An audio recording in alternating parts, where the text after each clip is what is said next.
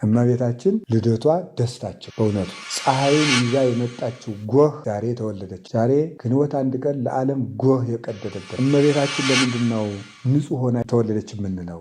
ለምን እርግማን የለባትም እንላለን ሲባል የእግዚአብሔር መንበር፣ የሊቀ ካህናቱ መቅደስ፣ የመንፈስ ቅዱስ ማደሪያ ከመሆኗ የተነሳ እግዚአብሔር ለራሱ ማደሪያነት አዘጋጅቷት ነበረ። ስለዚህ የእኛ ሰላማችን ጌታ ነው። ቅዱስ ጳውሎስም በኤፌሶን መልእክቱ ውእቱ ሰላምነ እሱ ሰላማችን ነውና ይላል። ስለዚህ የእኛ ሰላም ክርስቶስ ከሆነ ሰሎሞን ለእስራኤል ከመፍረዱ በፊት አስቀድሞ ሰላማዊ እሱ የሚቀመጥባትን ዙፋን እንደሰራ ሰላማዊ ኢየሱስ ክርስቶስ የሰላማችን ራስ ክርስቶስ ለእኛ ሰላምን ከመስጠቱ አስቀድሞ የሰላሙ ዙፋን የምትሆን መቅደሱን ቅድስት ድንግል ማርያምን ለራሱ ሰራ። እግዚአብሔር በብሩህ ደመና ተጭኖ መጥቶ በማኅፀንሽ ያደረ ቅድስት ምድር እመቤታችን ደስ ይበልሽ ይላል። ቅድስት ምድር፣ ልዩ ምድር፣ ቅዱስ የእግዚአብሔር መንፈስ በአንቺ ላይ ያድራል፣ የልዑል ኃይልም ይጋርድሻል። ኦሪት ዘፍጥረት ምዕራፍ 6 ቁጥር 3 ላይ መንፈሴ በእነዚህ ሰዎች ላይ አይኖርም። ለምን? ሥጋ ናቸው። በድንግል ማርያም ሲሆን ግን መንፈስ ቅዱስ ወደ አንቺ ይመጣል፣ የልዑል ኃይልም ይጋርድሻል። ለምን? እሷ ሥጋዊት ስላሎች ጽርህ መንፈሳዊት አዳራሽ። አዳምና ሔዋን በሥጋ ተራቀው በሕሊና ተመኝተው በአእምሯቸው ጎምጅተው ያመጡት ሥጋዊ እርግማን እና ሰዎች በፈቲው እየተናደዱ የሚሰሩት ምልዓተ ኃጢአት ስለሌለባት ነውር ነቀፋ የሌለባት መቅደስ ስለሆነች መንፈስ ቅዱስ ወደ አንቺ ይመጣል አላት። አብ ወወልድ ወመንፈስ ቅዱስ አሃዱ አምላክ። በስመ አብ ወወልድ ወመንፈስ ቅዱስ አሃዱ አምላክ። በስመ አብ ወወልድ ወመንፈስ ቅዱስ አሃዱ አምላክ አሜን። ቅድመ ዓለም በአንድነቱ በሦስትነቱ ሲሰለስ ሲቀደስ የኖረ ይህንን ዓለም ወዶ ፈቅዶ በኃያል ከሃሊነቱ የፈጠረውን ዓለም ታግሶ ትንኝንምስ እንኳ ሳይዘነጋ የሚመግብ የሚያስተዳድር ሥጋችንን ተዋሂዶ ነፍሳችንንም ተዋሂዶ ዙሮ ዓለምን አስተምሮ ሥጋውን ደሙን ቆርሶ አፍሶ ካሳክሶ በገዛ ደሙ የዋጀን የታረቀን መድኃኒታችን ኢየሱስ ክርስቶስ ላደረገልን በጎ ሥራ ሁሉ ከባሕሪ አባቱ ከአብ ከባሕሪ ሕይወቱ ከመንፈስ ቅዱስ ጋር አንድ ለምትሆን መንግሥቱ ዛሬም ዘወትርም ክብር ምስጋና ይግባው። በመላው ዓለም የምትገኙ ኦርቶዶክሳውያን ሥላሴን በአካል ሦስት በባሕሪ አንድ ብላችሁ የምታምኑ ጌታችን ኢየሱስ ክርስቶስን ከሁለት አካል አንድ አካል ከሁለት ባሕሪ አንድ ባሕሪ ብላችሁ የምታምኑ የነቢያት የሐዋርያት የሰማዕታት የጻድቃን የደናግል መድመቁ የመነኮሳት ማኅበርተኞች የመንግሥተ ሰማያት ባለ ሀገሮች የቅድስት ድንግል ማርያም የፍቅር የአንድነት ልጆች ምዕመናን ክርስቶስ ተንሥአ እሙታን በኃይል ወሥልጣን አሰሮ ለሰይጣን አግዓዞ ለአዳም ሰላም እምይእዜሰ ኮነ ፍስሐ ወሰላም። ሰላምን የሰጠን መድኃኒታችን ኢየሱስ ክርስቶስ ክብር ምስጋና ይግባው። እንኳን ለእናታችን ለእመቤታችን ለቅድስት ድንግል ማርያም የልደት በዓል ሁላችሁንም በሰላም አደረሳችሁ።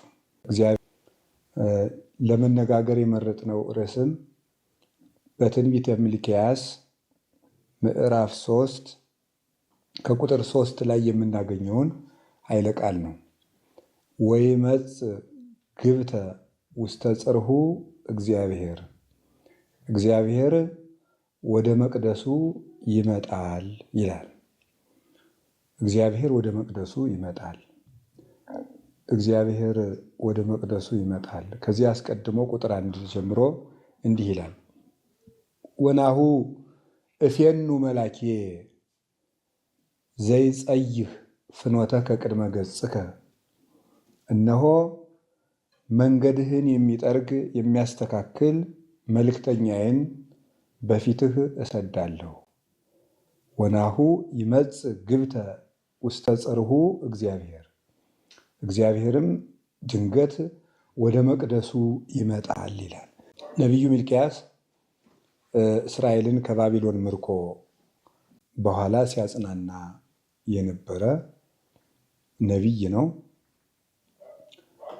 ስለዚህ እግዚአብሔር እንደሚረዳቸው መቅደሱንም እንደሚሰራው በዚያም አድሮ እስራኤልን እንደሚመግባቸው አብሯቸው በረድኤት አድሮ ጸንቶ እንደሚጠብቃቸው የተናገረው ትንቢት ነው። ፍጻሜው ግን ስለ ጌታችን ስለ መድኃኒታችን ኢየሱስ ክርስቶስ ሰው መሆን የተናገረው ነው። ደረቅ ሐዲስ የሆነ ትንቢት ነው።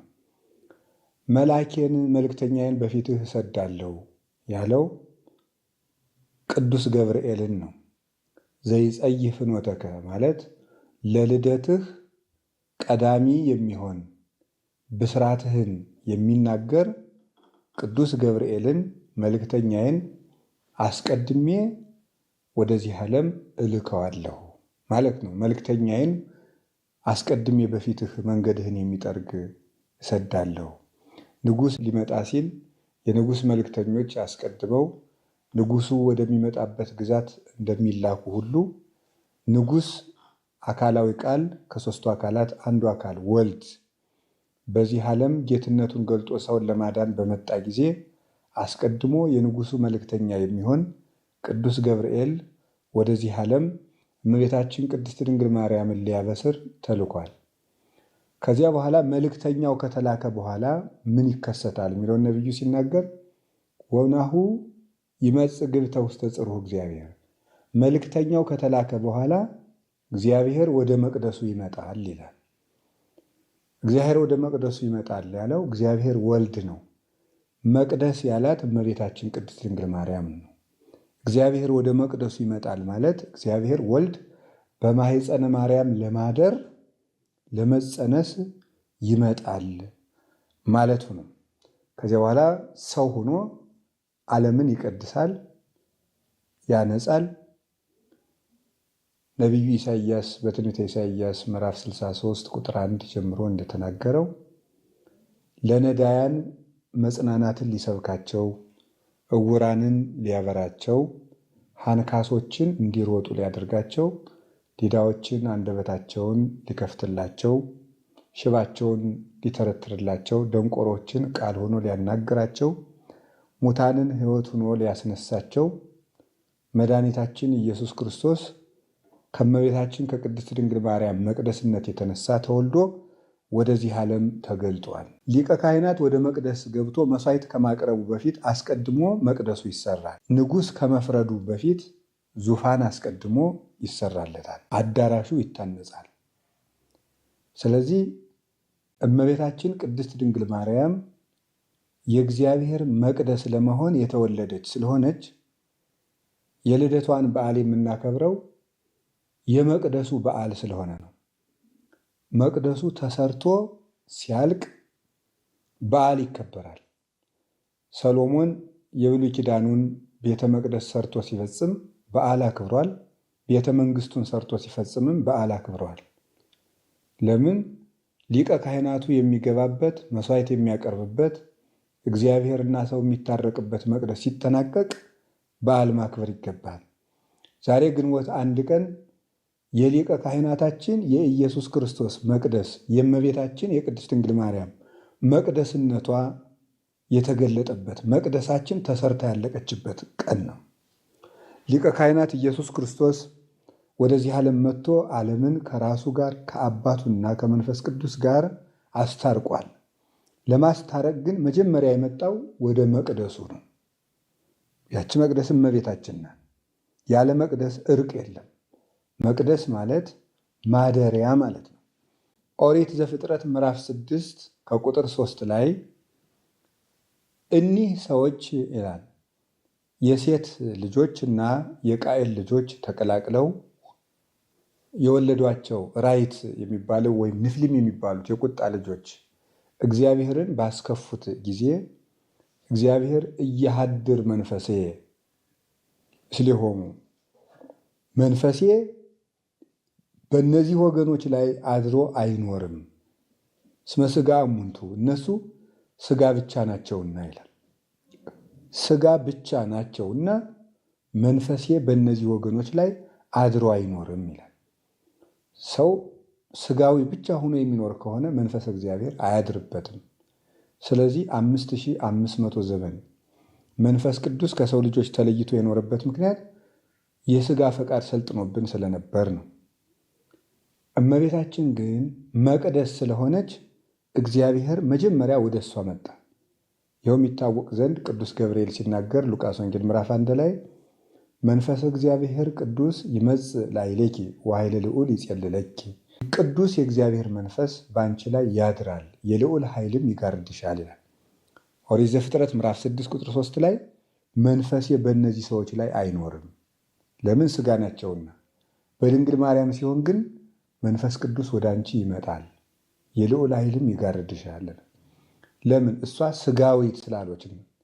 ጽርህ መንፈሳዊት አዳራሽ አዳምና ሔዋን በሥጋ ተራቀው በሕሊና ተመኝተው በአእምሯቸው ጎምጅተው ያመጡት ሥጋዊ እርግማን እና ሰዎች በፈቲው እየተናደዱ የሚሰሩት ምልዓተ ኃጢአት ስለሌለባት ነውር ነቀፋ የሌለባት መቅደስ ስለሆነች መንፈስ ቅዱስ ወደ አንቺ ይመጣል አላት።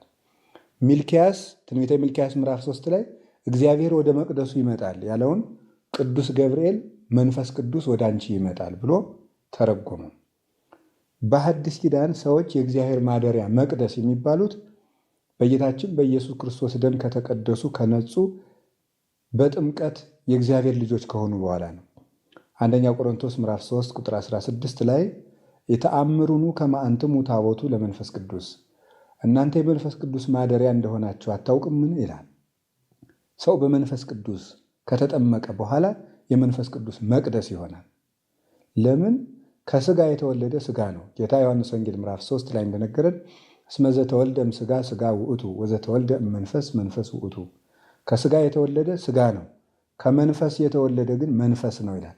ከመንፈስ ያልተወለደ ሰው መንፈስ እግዚአብሔር አያድርበትም። እርግማን ያለበት ሰው ደግሞ መንፈስ ቅዱስ የለበትም። ስለዚህ በእኛ ላይ ቀድሞ ሥጋውያን ስለነበር ሥጋውያን አዳምና ሔዋን ሰማያዊነታቸውን ትተው ምድራዊ ኃጢአት ሰርተው እርግማን ስላመጡ ሰው ሁሉ ምድራዊ እንዲሆን ምድራዊነት እንዲሰለጥንበት ስላደረጉ መንፈሴ በእነዚህ ወገኖች ላይ ጸንቶ አይኖርም ብሎ ነበረ። እናታችን ቅድስት ድንግል ማርያም ግን የምድራውያን የአዳምና ሔዋን እርግማን የሌለባት ንጽሕት መቅደስ ስለሆነች የእግዚአብሔር መንፈስ ባንቺ ላይ ይመጣል፣ የልዑል ኃይልም ያድርብሻል ይላል። መንፈስ ቅዱስ ከእናቷ ማኅፀን ጀምሮ ጠበቃት እንጂ እርግማን ኑሮባት ከዚያ ያላቀቃት አይደለም። አቀባ ጰራቅሊጦስም ከርሰ እማ፣ መንፈስ ቅዱስ ከእናቷ ማኅፀን ጀምሮ ጠበቃት። ወኢረኩሰት በምንትኒም ዘፈጠራ፣ እሱ ካነጻት ከቀደሳትም የተነሳ ምንም ምን አልተዳደፈችም። ከመ እምጽቡር ጽሩየ ገብራ፣ ጭቃ ከወርቅ ሲገኝ ጭቃው በወርቁ ላይ እንደማይሰለጥንበት ሁሉ ከረከሰው ዓለም ስትገኝ ርኩሰት የሌለባት እርግማን የሌለባት ንጽሕት ወርቅ ሁና ተወልዳለች እመቤታችን ቅድስት ድንግል ማርያም። ወርቁ ነጥሮ እንዲወጣ ሶምሶን ከሞተ አንበሳ የማር ወለላ አግኝቶ ተመግቧል። ከሞተ አንበሳ የማር ወለላ አይገኝም። እንዲያውም ጽዩ ነው የሚገኘው፣ ሽታ ክርፋት ነው የሚገኘው በሞተ በበነጋው በሁለተኛው ቀን ቢሄዱ። ሶምሶን ግን ከሞተው አንበሳ የማር ወለላ አግኝቶ ተመግቧል። አንበሳ የተባለ አዳም ነው። አንበሳ ኃያል ነው፣ አዳምም ኃያል ነበር፣ ግን ሙቷል። ሙቷል ማለት ኃያሉ አዳም በኃጢአት ደክሟል ማለት ነው። እርግማን ሰልጥኖበታል ማለት ነው። ይህይስ ከልብ ሕያው እምነ አንበሳ ምውት ይላል ሰሎሞን መጽሐፈ መክብብ ምዕራፍ 9 ቁጥር 5 ላይ ሲናገር ከሞተ አንበሳ በሕይወት ያለ ውሻ ይሻላል ይላል። ይህ ማለት ከሞተ ኃያል ሰው ያልሞተ ንስሐ የመግባት ዕድል ያለው ኮሳሳ ሰው ይሻላል ማለቱ ነው። ስለዚህ አዳም የሞተ አንበሳ ተባለ። ከሞተው አንበሳ ሽታ ክርፋት ሳይተላለፍበት ያልሞተ የማር ወለላ የተባለች ከተረገመው አዳም የአዳም እርግማን ሳያርፍባት የተገኘችው ንጽሕት ማር እመቤታችን ቅድስት ድንግል ማርያም ናት። እመቤታችን ቅድስት ድንግል ማርያም ከዚህ የተገኘችበት ምስጢር ሊቃውንቱ በብዙ ተርጉመውታል። ቅዱስ ያሬድ ጽጌ ሃይማኖት ዘጸገየት በማእከለ አስዋክ፣ በእሾህ መካከል ያበበች የሃይማኖት አበባ ናት ይላል በድጓው። ይህን ሲተረጉም በእሾህ መካከል ያበበች የሃይማኖት አበባ ጽጌረዳን ምሳሌ አድርጎ ነው። የጽጌረዳ አበባ በእሾህ የተከበበች ናት። ነገር ግን ከአበባይቱ ላይ እሾህ የለም፣ ዙሪያዋን እሾህ አለ። እሾህ የተባለው በአዳም ልጆች ላይ ያለው ርግማን ነው። እሾሁ ያልበቀለባት ንጽሕቲቱ አበባ ግን ከእሾሁ መሃል እሾህ ሳይኖርባት የተገኘው ከተረገመው የአዳም ልጆች ባህሪ እርግማን ሳያርፍባት በመንፈስ ቅዱስ ጥበቃ የተወለደችው ንጽሕት ዘር እናታችን ቅድስት ድንግል ማርያም ናት። በኦሪት ዘጸአት ምዕራፍ 3 ቁጥር 5 ላይ እንዲህ የሚል ቃል አለ። ነቢዩ ሙሴ በደብረ ኮሬብ ሐመልማል ከነበልባል ነበልባል ከሐመልማል ተዋሂዶ ሐመልማሉ ነበልባሉን ሳያጠፋው ነበልባሉ ሐመልማሉን ሳያቃጥለው ተዋሂዶ ባየ ጊዜ ወቀርበ ይጠይቆ ይህን ነገር ቀርቦ ሊያዩት አይቶ ሊረዱት ይገባል ብሎ ለመረዳት ሲቀርብ እግዚአብሔር እንዲህ አለው፣ ሙሴ ፍታህ ቶታነ አሳይኒከ እምገሪከ እስመ ዘትከይዳ ምድር ቅድስት ይእቲ። ሙሴ የቆምክባት ደብረ ሲና ቅድስት ናትና ጫማህን ከእግርህ አውልቅ አለው። አስቀድሞ በኦሪት ዘፍጥረት ምዕራፍ 4 ቁጥር 17 ላይ እንዲህ የሚል ቃል አለ። አዳም እርግምተ ትኩን ምድር በእንቲአከ፣ ምድር በአንተ ምክንያት የተረገመች ትሁን። ሶከ ወአሜከላ ለይብቁልከ፣ እሾህና ሜከላ ይብቀልብህ። ብላ በአፈ ገጽከ፣ ወጥተህ ወርደህ ጥረህ ግረህ ተራራ ወጥተህ ቁልቁለት ወርደህ እንቅፋት መጥቶህ እሾህ ወግቶህ ወዝተን ጠፍጥፎ ላብ ፈሶ ጥረህ ግረህ ተመገብ አለው ይላል። ምድር በአንተ ምክንያት የተረገመች ናት ሲል ያልተረገመ የተረፈ ምድር የለም። በዘይቤያዊ ፍቹ በሰሙ በወርቁ የሰው ሁሉ ሰውነት ነው። የተረገመ ምድር ነው ሁሉ። ከዚያስ ሙሴ የቆመባት ግን የተቀደሰች ምድር ተባለች። ስለምን? ሙሴ የኢየሱስ ክርስቶስ ምሳሌ ነው። በዕብራውያን መልእክት ላይ እንደተቀመጠው ሙሴ ለሚመጣው ለኢየሱስ ክርስቶስ ምሳሌ ሆኖ ተገልጧል። ሙሴ ከግብፅ እንዳወጣ ክርስቶስ ከሲኦል አውጥቷል። ሙሴ ከፈርዖን እንዳዳነ ጌታ ከዲያብሎስ አድኗል። ሙሴ ባህርን እንዳሻገረ ጌታ ገሃነምን አሻግሯል። ሙሴ በበትሩ ባህር እንደከፈለ ጌታ በመስቀሉ ገሃነምን ከፍሏል። ሙሴ ህብስት እንደመገበ ጌታ ስጋውን ለምዕመናን መግቧል። ሙሴ ሕገ ኦሪትን ለእስራኤል እንደሰራ ጌታ ሕገ ወንጌልን ለእስራኤል ዘነፍስ ሰርቷል። ከዚህ የተነሳ ጌታ ዳግማዊ ሙሴ ይባላል። ሙሴ የቆመባት ምድር የተቀደሰች እንደተባለች ሁሉ አማናዊ ሙሴ እግዚአ ሙሴ የሙሴ ጌታ ሙሴ እንደ አገልጋይ ነው፣ ክርስቶስ ግን ባለቤት ነው ብሏል ቅዱስ ጳውሎስ። ጌታ ነው። የሙሴ ጌታ የቆመባት ማህፀን የቅድስት ድንግል ማርያም ማህፀን ቅድስት ምድር ትባላለች። እመቤታችን ናት። ሙሴ የቆመባት ምድር ማለት ጌታችን ኢየሱስ ክርስቶስ የተወለደባት ሰውነት የድንግል ማርያም ሰውነት የተቀደሰች ምድር ትባላለች። ይህንንም ሊቁ ቅዱስ ዮሐንስ አፈወርቅ ሲናገር ተፈስሒ ኦ እግዝእትየ ቅድስት ድንግል ምድር ቅድስት እንተ በጽሐኪ እግዚአብሔር እንዘ ይጽአ እንዲበ ደመና ብሩህ ወወአ ውስቴትኪ ይላል። እግዚአብሔር በብሩህ ደመና ተጭኖ መጥቶ በማኅፀንሽ ያደረ ቅድስት ምድር እመቤታችን ደስ ይበልሽ ይላል። ቅድስት ምድር፣ ልዩ ምድር፣ ከምድር ሁሉ የተለየች ልዩ ምድር፣ እሳቱ የሚገለጥባት፣ ሐመልማሉ ያልተቃጠለባት፣ ስጋ መለኮት ወደ መሆን ያልተለወጠባት፣ እሳቱ ያልጠፋባት ማለት መለኮት ስጋ ወደ መሆን ያልደከመባት ያልተለወጠባት፣ ከባሕሪ ጌትነቱ ያልጎደለባት ንጽሕት ምድር ዕፀጳጦስ ቅድስት ድንግል ማርያም ናት። ከዚህ የተነሳ እመቤታችን እርግማን ሳይገኝባት የተገኘች ቅድስት ምድር ናት። ለምን ነው ቅድስት ምድር የሆነች ሲባል መቅደስ ስለሆነች ነው። መቅደስ በመሆኗ እመቤታችን የተቀደሰች ምድር ተብላለች። መቅደስነቷም እግዚአብሔር በመቅደሱ ላይ ይመጣል ብሎ ሚልክያስ ተናገረ።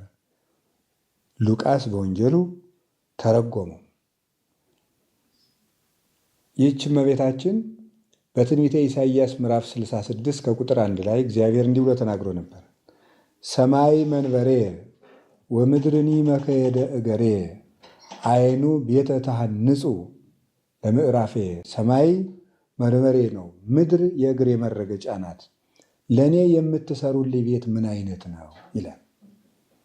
ለእኔ የምትሰሩልኝ ቤት ምን አይነት ነው? እግዚአብሔር ሰው በሰራው ቤት አይኖርም። ቅዱስ ጳውሎስም ግብረ ሐዋርያት ላይ ሲናገር አኮ ዘይሐድር እግዚአብሔር ውስተ ቤት ዘገብሮ ወደ ሰብ፣ እግዚአብሔር ሰው በሰራው ቤት አይኖርም ይላል። ሰው በሰራው ቤት አይኖርም ማለት ዘራውራዙት በወደቀበት መርገም ባለበት ሰውነት ክርስቶስ አያድርም። ንጹሕ በሆነ ሰውነት ነው የሚያድረው። የክርስቶስ ማደሪያው ንጹሕ ነው። እግዚአብሔር የሚያድርበት ሰውነት ንጹሕ ሰውነት ነው። ለእኔ እናንተ የምትሰጡኝ ምን አይነት ቤት ትሰሩልኛላችሁ ማለቱ እናንተ በምታስቡት አይነት ሰውነት አልወለድም፣ እርግማን ባለበት ሰውነት አላድርም፣ በወንድ ዘር አልወለድም፣ እናንተ በለመዳችሁበት የልደት ስርዓት አልወለድም። ከቅድስት ድንግል እርግማን ከሌለባት መቅደስ፣ የሰው እጅ ካልሰራት መቅደስ ማለት ዘራውራዙ ካልወደቀባት፣ ሰዎች ጥረው ግረው ባመጡት ኃጢአት የወደቀው መርገም ያላረፈባት ቅድስት መቅደስ ከሆነች ከመቤታችን ከቅድስት ድንግል ማርያም እንደሚወለድ ሲነግረን ነው። ምርጥቃው ቅዱስ ጳውሎስ ይህንን ሲናገር ዕብራውያን ምዕራፍ 9 ከቁጥር 11 ጀምሮ ሲናገር እንዲህ ይላል። ወክርስቶስ እሰ ከዊኖ ሊቀ ካህናት ለእንተ ትመጽእ ሰናይት በውስተ ትኄይስ ወተአቢ ደብተራ እንተ ኢገብራ እደ ሰብእ አኮ በደመ ጠሊ ዘወአ አላ በደመ ዚአሁ ምዕረ ቦአ ውስተ ቅድሳት ይላል። ጌታችን መድኃኒታችን ኢየሱስ ክርስቶስ ግን ለምትበልጠውና ለምትሻለው ርስት ለመንግሥተ ሰማያት ሊቀ ካህናት ሆኖ የሰው እጅ ወዳልሰራት ከሁሉ ወደምትመልጠው መቅደስ ገባ ይላል። አዎ የሰው እጅ አልሰራ። ኢሳይያስ ከዚያ ለእኔ ምን አይነት ቤት ነው የምትሰሩልኝ ብሎ ነበረ። ሰው በሰራው ቤት አልኖርም አለ። እዚህ ቅዱስ ጳውሎስ ደግሞ እግዚአብሔር ወልድ የሰው እጅ ወዳልሰራት መቅደስ ገባ አለ። የሰው እጅ ያልሰራት መቅደስ የሚለው ሲተረጎም 3 ትርጉም ነው ያለው በቤተክርስቲያን ሊቃውንት። መጽሐፍ ቅዱስ በግል ፈቃድ በራስ ሐሳብ አይተረጎምም። በመንፈስ ቅዱስ ተቃኝቶ ግብር ገብቶ ሰውነትን ገዝቶ ሲያያዝ ከመጣው ካልተቋረጠው ከመንፈስ ቅዱስ ምንጭ ቀርቶ ጠጥቶ ተመግቦ ነው የሚተረጎመው። የቀደሙን አባቶቻችን ይህን ሲተረጉሙ የሰው እጅ ያልሰራው መቅደስ የተባለ 3 ነው። አንደኛው መስቀል ነው። የሰው እጅ ያልሰራው መቅደስ የተባለበት ምክንያት አይሁድ አይደለም የቆረጡት መስቀሉን ቢሉ መስቀሉን አይሁድ ለጥፋት ሲያዘጋጁት ጌታ ግን ለሕይወት ስላደረገው እነሱ ላላሰቡት ሐሳብ ስላዋለው ሕይወትን ስለሰጠበት የሰው እጅ ያልሰራው መቅደስ ተብሏል። ሁለተኛው የሰው እጅ ያልሰራው መቅደስ የሚባለው ደብተራ ርሱ ይባላል። ውሳጤ መንጦላይት ገብቶ ኖረ ይባላል። ደብተራ ብርሃን ትባላለች። ጌታችን ኢየሱስ ክርስቶስ በክብረ መንግሥት በጌትነት በአባቱ ቀኝ የተቀመጠባት ያቺ ደብተራ ብርሃን የብርሃን ድንኳን እሷ የሰው እጅ ያልሰራት መቅደስ ትባላለች። ሶስተኛይቱ ወደ ዋናው ርዕሳችን ወደ ያዝነው ስንመጣ በዛሬው ርዕሳችን የሰው እጅ ያልሰራት መቅደስ የተባለች እናታችን ቅድስት ድንግል ማርያም ናት። ሊቀ ካህናት ኢየሱስ ክርስቶስ የገባባት እሱ ብቻ የገባባት። በብሉይ ኪዳን ወደ ቅድስተ ቅዱሳን በዓመት አንድ ጊዜ የሚገባው ሊቀ ካህናቱ ነው። አንድ ጊዜ የሚገባው አንድ ጊዜ እሱ ብቻ የገባባት በማኅፀኗም ያደረባት የሊቀ ካህናታችን የንጉሳችን የኢየሱስ ክርስቶስ መቅደሱ ቅድስት ድንግል ማርያም ናት። የሰው እጅ ያልሰራት መቅደስ። ይህንን ሊቁ ቅዱስ ያሬድ ሲተረጉም ደብተራ ፍጽምት ዘጳውሊ ወማኅደሩ በጽድቅ ዘገብራ ካህሊ፣ ለፈጠራት ለሱ በእውነት ማደሪያ የሆነችው የጳውሎስ ፍጹም ድንኳን ማርያም ናት ብሎ ተርጉሞታል። ኤራቅሊስ የተባለ ሊቅ ወይም ጵሮቅለስ ይባላል። እሱ ደግሞ ሲተረጉም ኦ መቅደስ እንተባቲ ተክህነ እግዚአብሔር፣ እግዚአብሔር ሊቀ ካህናት ለሆነባት መቅደስ አንክሮ ይገባል ይላል። ያችን ማነት እመቤታችን ቅድስት ድንግል ማርያም ናት። ኦ ከርስ ዘተጽፈ ቦቱ ግእዛነ ኩሉ ዓለም፣ የዓለም ሁሉ ነፃነት የሚሆን ቃል ለተቀረጸበት ማኅፀን አንክሮ ይገባል ይላል። የዓለም ሁሉ ነፃነት የተባለው አካላዊ ቃል እሱ ጌታ ነው። ንጉሥ የጻፈበት ወረቀት ይከበራል። የእመቤታችን ማኅፀን ግን ንጉሥ ራሱ አካላዊ ቃል የተቀረጸበት ማኅፀን ነው። ከዚህ የተነሳ እመቤታችን የሰው እጅ ያልሰራት መቅደስ። የሰው እጅ ያልሰራት መቅደስ የሚለው ትርጉሙ ሁለት ነው። አንደኛ የወንድ ዘር ያልወደቀባት፣ ሁለተኛ ሰው ጥሮ ግሮ በሰራው ኃጢአት የመጣው ፍዳ ያላረፈባት መርገም ያልወደቀባት መቅደስ ናት። የእመቤታችን ልደቷን የምናከብረው እውነተኛይቱ መቅደስ እግዚአብሔር ሊመጣባት ያለችው መቅደስ ወደዚህ ዓለም መጥቶ ሊታረቀን የሚመጣው ንጉሥ መጀመሪያ መጥቶ ያረፈባት መቅደሳችን እመቤታችን ናት። ያረፈባት ፈቂዶ ይፈውስ ትዝምደሰብ ተገምረ በማኅፀነ ድንግል ታቢኦ ለኩሉ ኃይል እለ በሰማያት ማኅደር። የሰው ልጆችን ሁሉ ላድን ባለ ጊዜ ከሰማይ ኃይላት ተሰውሮ በእመቤታችን በቅድስት ድንግል ማርያም ማኅፀን አደረ ይላል መጽሐፈ ኪዳን። ስለዚህ እግዚአብሔር ሰውን ሊያድን መጀመሪያ የመጣባት የመጀመሪያይቱ መምጫው ቅድስት ድንግል ማርያም ናት። በሐዋርያት አልመጣም፣ በእኛ በኩል አልመጣም። መጀመሪያ እግዚአብሔር ዓለምን የጎበኘባት ሰማይ ቅድስት ድንግል ማርያም ናት። ጌታችን ኢየሱስ ክርስቶስ የሕይወታችን ብርሃን ነው። ያ ብርሃን መጀመሪያ የወጣባት ተራራ ቅድስት ድንግል ማርያም ናት። ጌታችን ኢየሱስ ክርስቶስ ሊቀ ካህናት ነው። ሊቀ ካህናታችን የገባባት የመጀመሪያዊቱ መቅደስ እመቤታችን ቅድስት ድንግል ማርያም ናት። ጌታችን መድኃኒታችን ኢየሱስ ክርስቶስ የሕይወታችን ራስ የሰላማችን ንጉሥ ነው። ንጉሳችን ክርስቶስ ያደረባት በእሷ ላይ ሆኖ ለእኛም ቅን ፍርድን የሰጠባት እውነተኛይቱ ሰላማዊት መንበር እመቤታችን ቅድስት ድንግል ማርያም ናት። የመለኮት መንበር ሰሎሞን ይህን ሲናገር መኃልየ መኃልይ ዘሰሎሞን ምዕራፍ 3 ከቁጥር 9 እስከ 11 እንዲህ ብሎ ይናገራል። መጾረ ገብረ ለርሱ ንጉሥ ሰሎሞን፣ ንጉሥ ሰሎሞን ለራሱ መቅደሱን ሰራ። እምፀወ ሊባኖስ፣ ከሊባኖስ እንጨቶች ለራሱ መቅደስን ሰራ። አይማዲሁ ገብረ ዘብሩር፣ ምሰሶውን የብር አደረገው። ምስማኩ ዘወርቅ፣ መደገፊያውም የወርቅ ነበር። ውስጡ ንጡፍ በእብነ ሰምፔር፣ ውስጡም ሰምፔር በሚባል ዕንቁ በቆነጃጅት በኢየሩሳሌም ቆነጃጅት ፍቅር የተለበጠ ነው።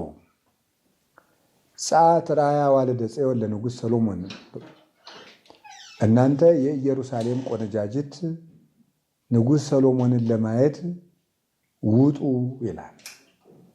ሰሎሞን እንግዲህ አስቀድሞ ዙፋኑን ሰርቶ ለኢየሩሳሌም ሰዎች ቅን ፈርዶላቸዋል። ዘመኑም ዘመነ ሰላም ነው።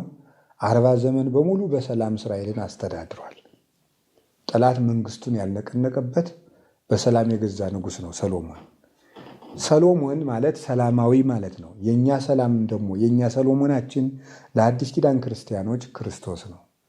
የዮሐንስ ወንጌል ምዕራፍ 14 ላይ እንዲህ ብሎ ይናገራል። እያሃድገክሙ ጓለ ማውታት ትኩኑ፣ ድሃ አደጎች ትሆኑ ዘንድ አባት እንደሌላቸው ልጆች አልተዋችሁም። ሰላሜ አሃድግ ለክሙ፣ ሰላሜን እተውላችኋለሁ። ወሰላም አቡየ አሃድግ ለክሙ፣ የአባቴን ሰላምም እተውላችኋለሁ። አኮ ዘከመ ይሁብ ዓለም ዘሁበክሙ፣ ዓለም እንደሚሰጠው ሰላም ያለ የሚሰጣችሁ አይደለም ብሏል። ስለዚህ የእኛ ሰላማችን ጌታ ነው። ቅዱስ ጳውሎስም በኤፌሶን መልእክቱ ውእቱ ሰላምነ፣ እሱ ሰላማችን ነውና ይላል።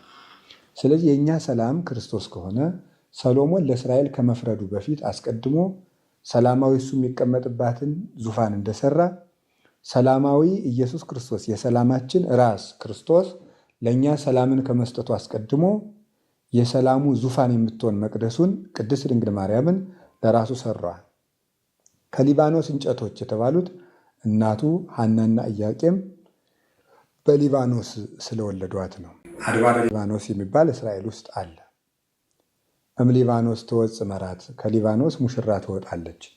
ንያቤ እንቲአየ ሰናይት ርግቤ፣ እህቴ ሙሽራዬ ሆይ ከሊባኖስ ነይ ወደ እኔ ብሎ ሰሎሞን በመኃልየ መኃልይ ሰሎሞን እንደተናገረ ከሊባኖስ ስለተወለደች ሰሎሞን ከሊባኖስ እንጨቶች አልጋ ሰራ ማለት ሰላማዊ ክርስቶስ በሊባኖስ ከነበሩ በአድባረ ሊባኖስ ከኖሩ ከእመቤታችን ከቅድስት ድንግል ማርያም ከሐናና ከኢያቄም ቅድስት ድንግል ማርያምን አስገኘ።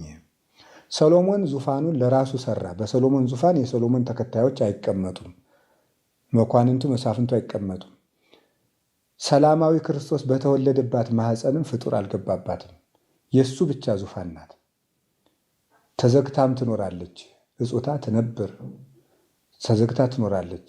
የኃያላን አምላክ እግዚአብሔር ገብቶባታልና ብሎ ትንቢተ ሕዝቅኤል ምዕራፍ 44 ቁጥር 4 እንደተነገረ ይህንንም ትንቢተ ሕዝቅኤል ምዕራፍ 44 ቁጥር 4 ያለውን የሕዝቅኤል በር እመቤታችን ቅድስት ድንግል ማርያም እንደሆነች እነ ቅዱስ ጎርጎርዮስ ዘንዚናዙ ሃይማኖተ አበው ምዕራፍ 61 ላይ እነ ቅዱስ ኤፍሬም ርይኩ ኆኅተ በምስራቅ የታተመች ምስራቅን በምስራቅ በኩል ያለች አዳራሽን አየሁ ብሎ ሕዝቅኤል ተናገረ ብሎ ተርጉሟታል። ሌሎችም ሊቃውንት የሕዝቅኤል በር እመቤታችን መሆኗን እነ ቅዱስ ቄርሎስም ተርጉመዋል። ስለዚህ ያቺ ዙፋን እመቤታችን ናት። ሰሎሞን አልጋዋን የሰራት ለራሱ ነው።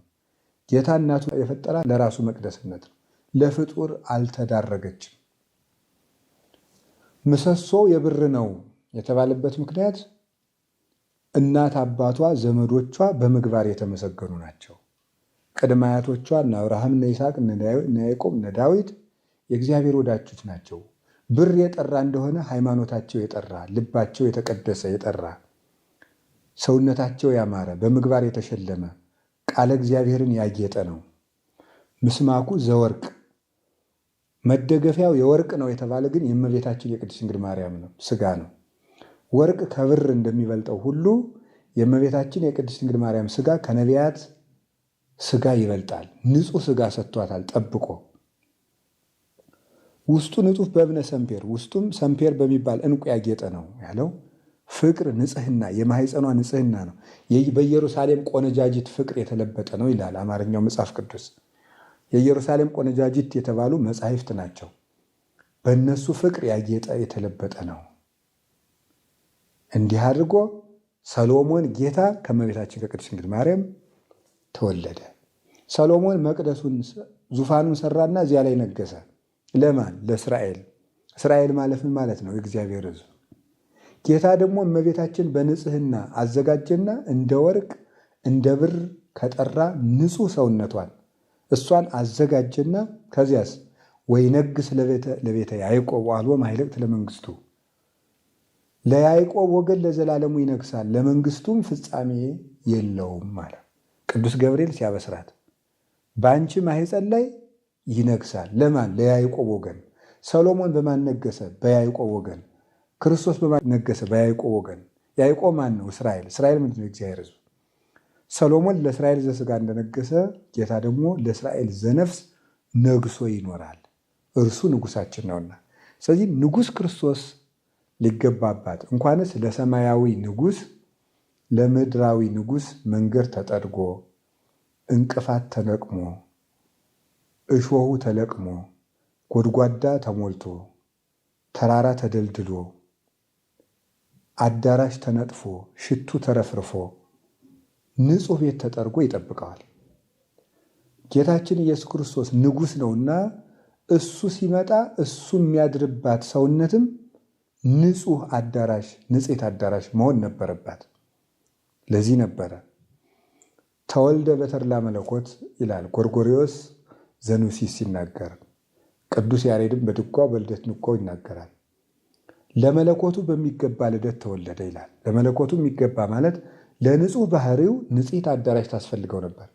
ስለዚህ ለሱ ባህሪ የሚመጥነው ንጹሕ ቤት ስለሆነ ንጽሕት አዳራሽ ሆና ተገኘችና የሚልክያስ አዳራሽ ነሽ የምንላት በአባ ሕርያቆስ ቅዳሴ ለዚህ ነው። ንጽሕት አዳራሽ ለንጉሥ ክርስቶስ የተገባሽ ንጽሕት አዳራሽ የእግዚአብሔር መቅደስ የእግዚአብሔር ዙፋን አንቺ ነሽ እንላለን። ሊቀ ካህናቱ የሚገባበት መቅደስ ንጹሕ ነው።